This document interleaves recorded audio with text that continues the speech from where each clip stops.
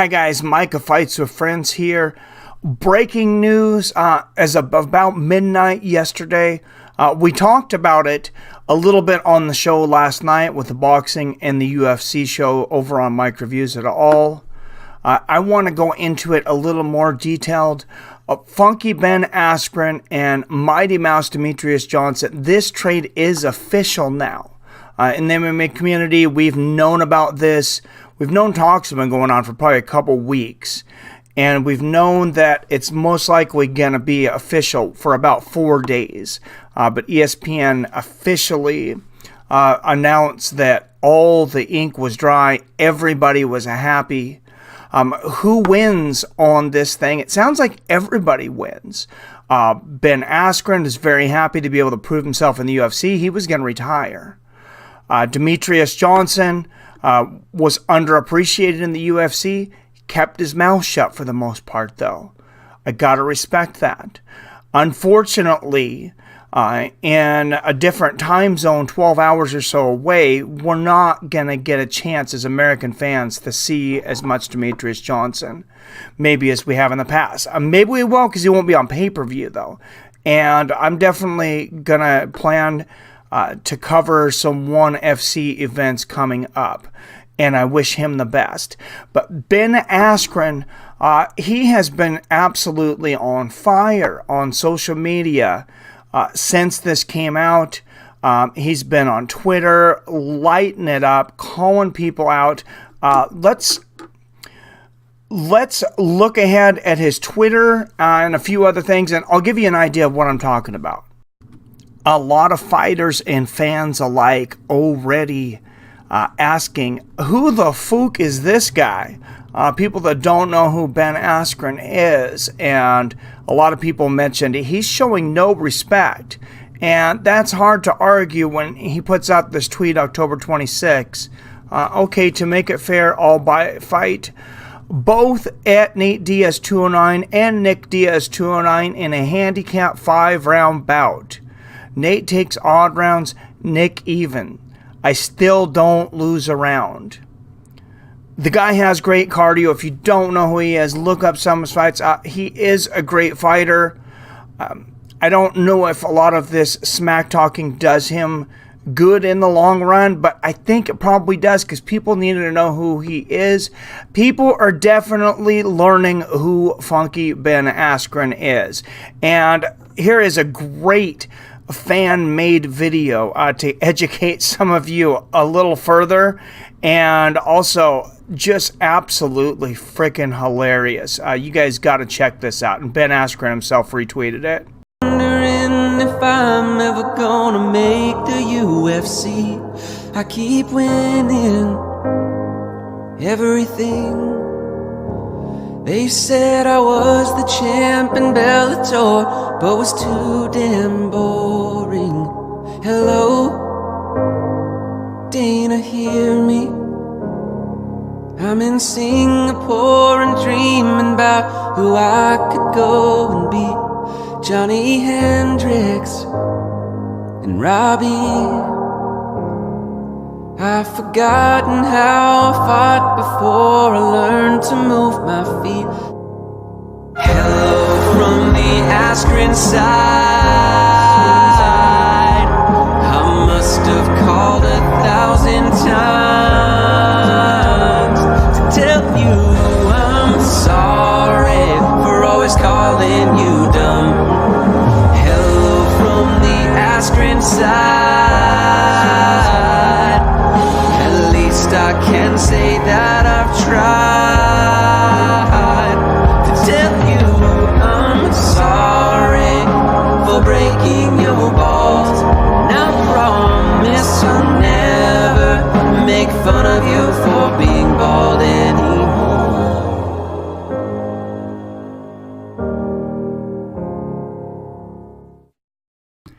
Funky Ben seems to have particular disdain for the Diaz brothers, or maybe he smells some Diaz money. Starting out on the 25th, hey, at Nick Diaz, 209, word is you blew all your money and need to fight again. I realize you haven't won a bout since 2011, but people still seem to think you are good. I'm willing to show them otherwise. Later the same day, he said, and at Nate Diaz 209, you can't keep waiting on your sugar daddy at the Notorious MMA. I like that, to make you some more money.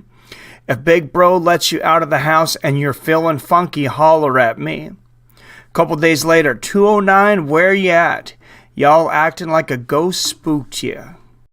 Plenty of love for Funky Ben right now around the UFC.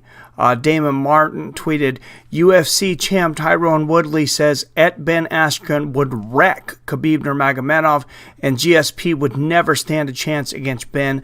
Hashtag UFC. Of course, Ben and Tyrone Woodley are sparring partners, and he said several times that Ben's on another level. Unfortunately, that means those two will probably never fight each other. But you never know how much money they're going to pull out. Coach Kavanaugh, John Kavanaugh, that's some great praise. I love watching Ben Askren compete.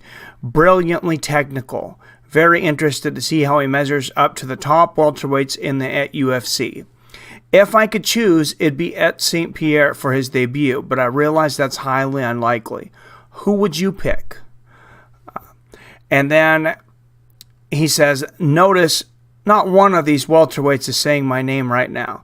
They think if they hide their heads in the sand, some other poor lamb will be taken for slaughter.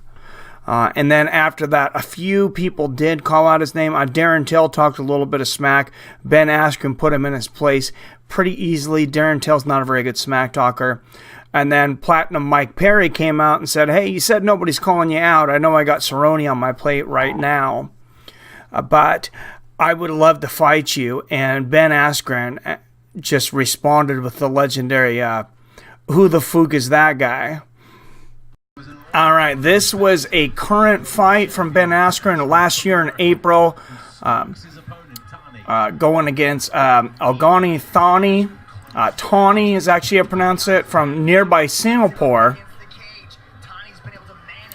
So a lot of Tawny fans here in the audience. You can see Ben Askren immediately getting into the clinch. There's a Tayatoshi. That's a judo throw. He's got more than just his wrestling. And notice how he transitions in the throw. I call that transitional judo or transitional wrestling. And there he transitions again. It's guys that they don't think so much about this big slam and how the crowd's going to react to it. And, oh, am I going to knock a guy out from a slam? Almost never happens. What Ben Askren does is when he has you up in the air, he's already positioning himself as to how he wants to be placed when you land on the ground. And look, here he is in side control, raining down the ground and pound on 10. He can do a lot of things right here. And what's interesting, you notice he could get to full mount here. Decides to go back to north-south and back to side guard. Moves around in dominant positions all over the place.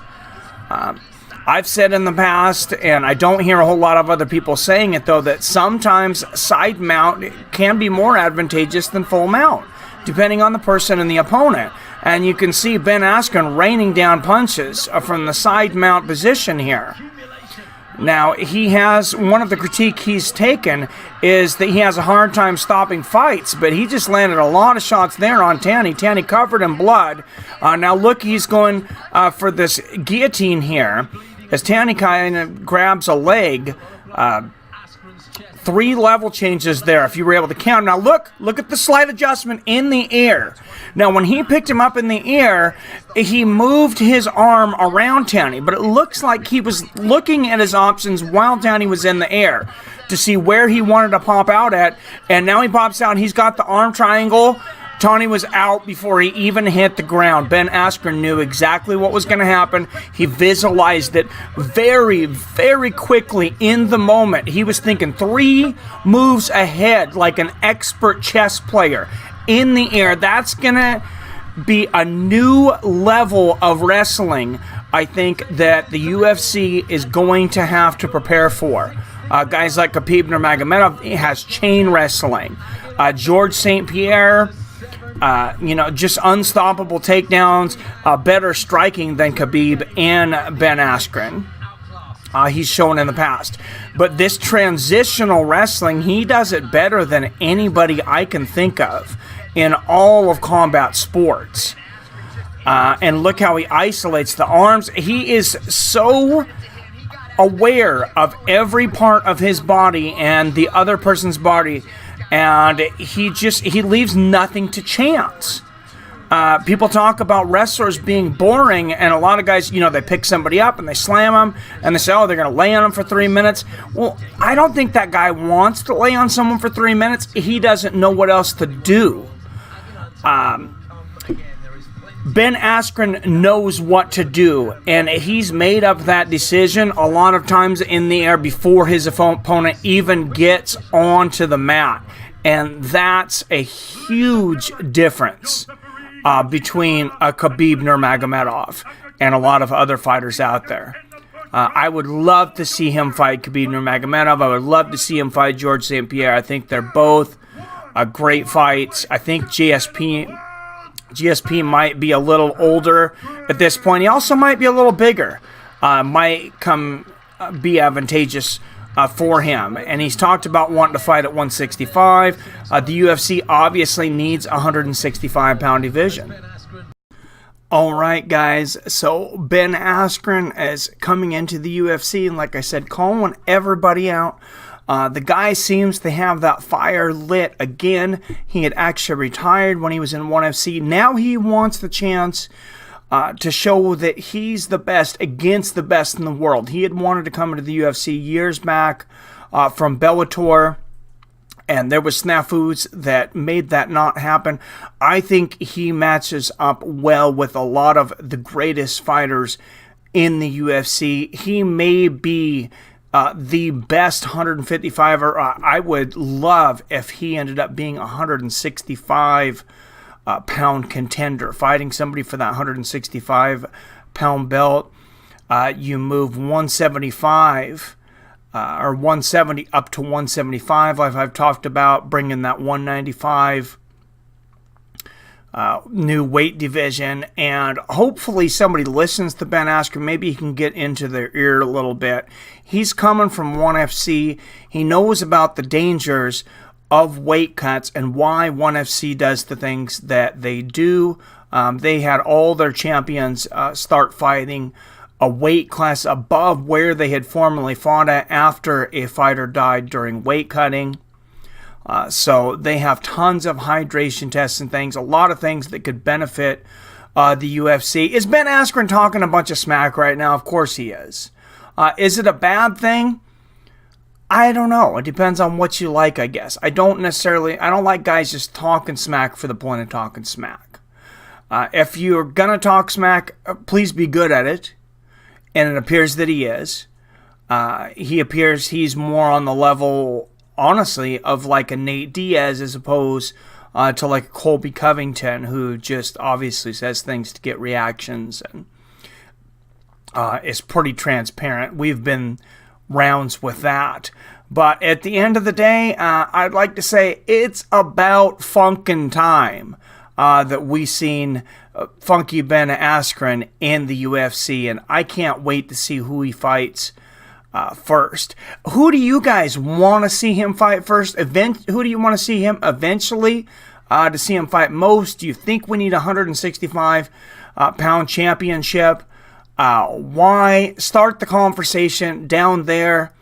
I'll be looking forward to responding to your conversations as we continue to go through this and talk about this new great fighter that we have in the UFC. It's actually pretty awesome. As always, I love you, I respect you, and I'll see your fine asses later.